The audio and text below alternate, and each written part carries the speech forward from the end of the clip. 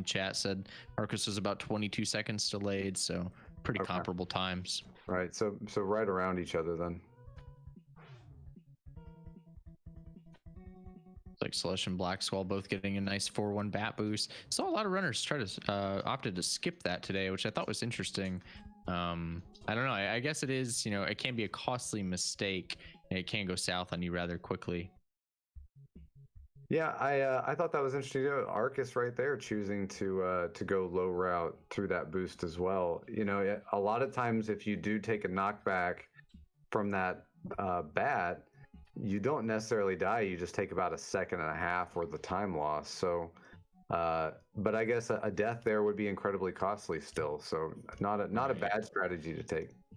No, I don't think it's unreasonable. Like you said, you're only giving up like, I don't know, 1 second or something, which I think is fine in the context of a race scenario. We've talked about this game being incredibly short and optimized, but, obviously racing is a different breed.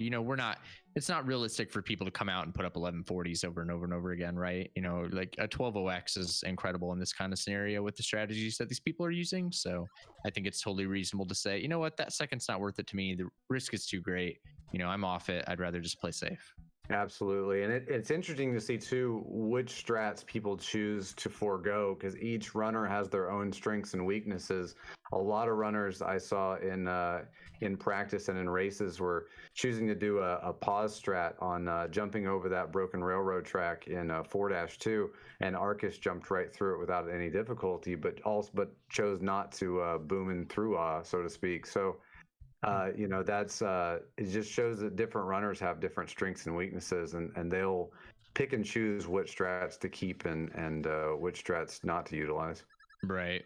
I have seen quite a few people, I think, die in that 4-2 bat. So I don't think pausing and waiting is totally unreasonable in a race scenario.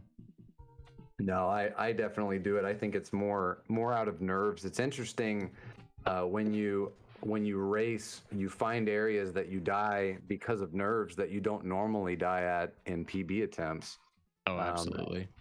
I changed my lemon drop strategy for that exact reason. I hardly ever die there in PB attempts, but I die there consistently in race attempts just because my nerves are shot and the rhythm just kind of goes away from me whenever I run through it.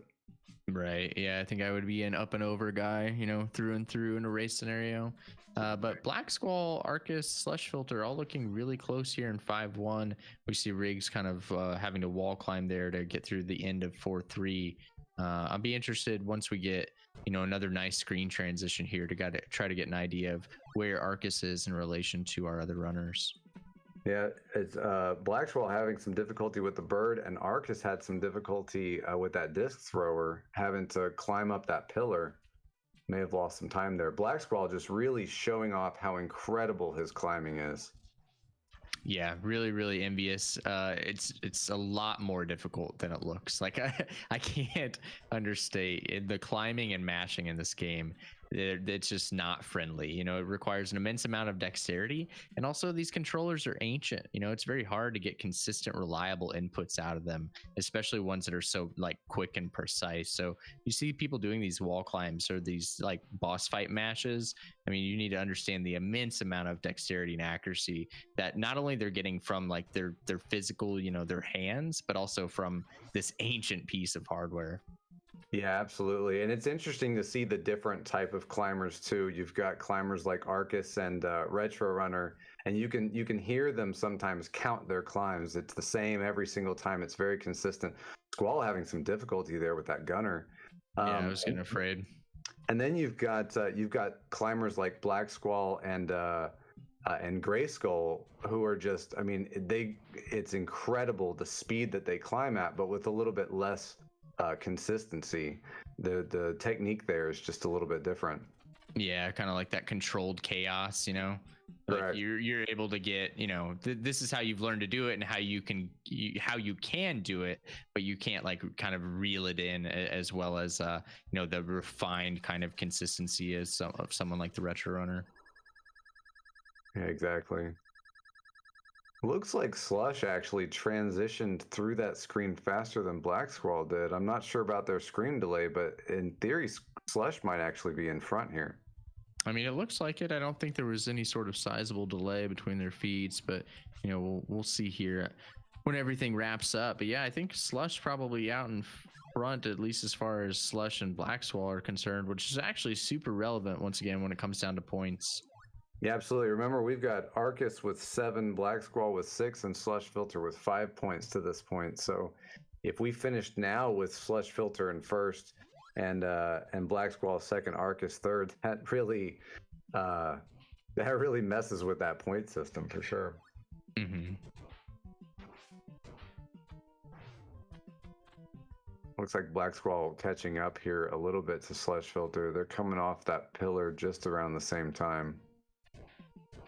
Yeah, I want to try to get a good idea of where everyone is here shortly, but I think Arcus is ahead of Squall now, if my math is correct. Yeah, Squall entered that ladder at 10-11, so we'll have to see where Arcus goes up at here. Arcus is up at 10-25, so yeah, Arcus should be ahead of Squall. Yeah, quite a sizable lead actually, Yeah. which Black Squall and Slush are close enough that I think that means just Arcus is in front at this point, and by it looks to be a good 10 or so seconds. Yeah, that would be a pretty sizable lead for Arcus at that point, which means and Slush Filter electing to go back and flip-flop his way up there. That's going to give Black Squall a pretty good lead here in 6-3. Yeah, it's going to really come down to these boss fights for Black Squall and Slush Filter. I'll be interested to see. I'm hoping, I think they both know, like, I can't afford to kill the tail. Oh! Wow. God, that's so frustrating. And just like that, I guess we most likely won't be able to see that final boss showdown, unfortunately, because Slush Filter got what we call the God Hammer from a really nice hammer bro here in stage 6-3. And I don't think there's really much he could do to react to that pattern. Not only was there a unbeatable hammer, but he threw 2 or 3 of them in that direction. Yeah, that is really unfortunate. Yeah, you can't help but feel like the game kind of stole that one from you. Yeah, absolutely. What a time for that to happen. And I mean, and the crazy thing being, what's the difference between Slush Filter and Black Squall at that time? The global timer, we're talking a matter of seconds there. The difference between getting through there and having a God Hammer.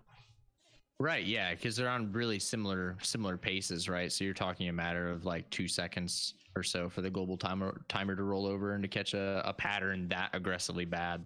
Yeah, Squall taking some hits from Shrimp. He's got 1 hit left here. This is. Let's see how safe he can play. He's got to be very safe. Oh! Well, I guess the Ninja Gaiden gods are smiling on Slush Filter today. Wow. Arguably the worst hammer of the guy's career, and then Ryu's dad pats Slush on the back and says, "I'm looking out for you." Wow, Slush elected not to cut the tail. And Arcus obviously finishing Arcus done with a 12-19. Yeah, Arcus doing Arcus things, saying, "All right, you guys can mess around back there in the riffraff. I'm just gonna go ahead and clean up." But yeah, that's wild. Just when you think Slush is out of it, right? Like Black Squall gets just really, really mean shrimp and can't close it out. Unbelievable. Slush Filter's final time was a 12:54.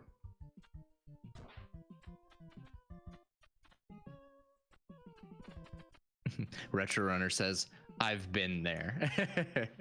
A lot of us saw last year's knockout tournament with pretty funny end there between him and Edo. I think Retro died on the demon, I want to say 2 times actually, and a lot of much to chat's chagrin, but that was quite funny, and I'm sure it wasn't funny when it was happening, but. And here's an interesting point fight that's about to happen here. If J-Riggs can pull this out, he's going to steal this final point from Black Squall, which is, I think, if my math is correct, going to give the group, the second place of the group, to Slush. Yeah, it's pretty wild. Like I said, this is kind of anybody's game, and it really was. Yeah, J-Riggs finishing with a 14:09. I think if my math is correct, that gives Arcus an 11 points. Black Squall, he's gonna get 1 point, right? Which leaves him with 8, and Slush gets 8. I'm sorry, which leaves Black Claw with 7, and Slush gets 8. Right. Yeah, it's wild. Very exciting though. I mean, not really like, I don't know that I had a good idea of how this was going to go, but this is probably not how I anticipated it going, if I'm being honest. Not at But all. they're very exciting. That was a very exciting couple of races to watch. There's a lot of deaths, a lot of swings. It was very, very fun to watch. Gosh, unbelievable, y'all! And that right there is the conclusion of the group stage of the NRL. Yeah, and Jamich in chat bringing up a good point that Slush and that puts both Slush and Christine, I think, at 8 points. So we'll have to do a tiebreaker based on, I think, average times. That's right. Yeah, average times then come into play at that point. We'll have to see what that looks like. I'm sure Seamless is working feverishly right now on getting those final standings put together and doing that math to get those averages on the board for us. Yeah, once again, for that round, Arcus with a 12.19, Slush with a 12.54, Riggs with a 14.09, and Squall recognizes that he's been bested, decides to throw in the towel, posts a DNF, which is totally understandable. Let's take a look at the points here. Fab. So we talked about what looks like Slush starts off with 3 points, 2, 3 for a nice total of 6, which, like we agreed, matched up with Christine's 8 points. I don't know. I think I said 6. Math's hard. It's late. But Christine's average currently 12.27. Hopefully we'll get Slush's average figured out here shortly. I'd be interested to see how they compare. Yeah, you've got Lane Rainer obviously taking that first wild card spot, and so you've got the remaining players with 8 points being Grayskull and Lick Arcade and Christine and Slush. Right. I think Lick Arcade going to be out at this point based on the average. Be interested I believe to see. Mm-hmm. Yeah, so it looks like Slush 12.49. Can you hear currently the mental math going on in our heads? Well, let's see. Let's see. So we have Retro, Arcus, Beerful of Belly, Knuckle Buster, all locked, all with 11, 12 points apiece. So that's 4. We have what? It looks Edo, like Grayskull and Christine, right? For the 2 wild cards. Because then we have Edo and LR. Yeah, and then we'll have Grayskull and Christine. So yeah, Slush just missing out by looks like about 20, 25 seconds or so. Yep. Amazing. What an incredible turn. I mean, it's just the amount of skill in this tournament is incredible. It's really cool to watch. And I don't know, this was a really good showing. When we again, I can't talk about this enough. When we do casual races on Saturdays, it can get really, really ugly. And we did see a lot of variance like we usually do, but these are really low. I mean, you're looking at anybody who's got an average race time in the 12-minute area is just, I mean, Knuckle Buster with an average race time of 12:08. That's unbelievable.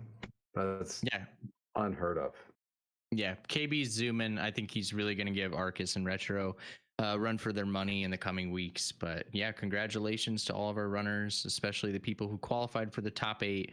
Once again, Retro Runner, Beerful Belly, Lane Rainer, Edo, Knucklebuster, Grayskull, Arcus, and Christine. Condolences to Slush, just missing out on top 8 on that tiebreaker. Average was just a little too slow. Unfortunately, those deaths were really costly, but very excited to move forward out of these group stages and see how the rest of this plays out. Yeah, this is going to be fun. So a reminder, we're probably looking at about the same time. Next Saturday is going to be the round of 8. Same channel. It's going to be here on Seamless Link's channel. Same kind of deal. We're going to see these 8 runners face off against each other, and it's a bracket style tournament from that point, and it's going to be best of 3 head to head for these 8 remaining racers. Yeah, very excited to see how it plays out over the next coming weeks. I will definitely be, both here doing commentary and as well as anxiously watching. But I think as far as this evening is concerned, that is going to do it for me here in the booth. Fab, thank you so much for hanging out with me. These are really fun to watch. Thank you so much for having me. I think you can go ahead and kick it over to Seamless. I think we're going to get out of here. All right, yeah, we really appreciate your help. Retrophile and Perfect Fin, y'all, really saving our butts here with commentary and co-commentary. Did an absolute amazing job. Seamless, are you with us now? I am, guys. Thanks so much for the commentary. Thanks again, Perfect Fin, Retrophile TV, and of course, Fab. I appreciate you guys. You guys did an awesome job on the mic. Thanks again to everybody in the background, and to all of our racers. But thanks again, guys. If you're interested in catching up to date, we're going to frame count offline just to double check, make sure everything's good, double check our math, make sure I didn't miscount anything. In the meantime, if you'd like to join the Discord to stay up to date with all the announcements, all our start times, everything, it's tinyurl.com/joinnrl. We made it as simple as we could. So in the meantime, we're gonna go and see if one of our racers are one of our talented racers are still on as we look for a raid target. But guys, next week we're gonna be doing the round of 8 Saturday night as well, and then after that we're gonna be moving to the semifinals, third place, and grand finals match on the 31st to round out Ninja Leiden. But guys, thank you so much. Thanks you to everybody that came in and participated. Thanks to all the racers, all the people on the back end. I'm sure I've probably missed somebody. If I did, I apologize. And guys, thank you all so much for coming out, for viewing. There's so many people. I can't say it enough. Thank you guys so much. And we'll hopefully see you guys again next weekend. Yeah, absolutely. Thank you guys so much for being here. Everybody, racers, contributors, just everybody who's done this. It's been absolutely incredible. Y'all stick around for a raid.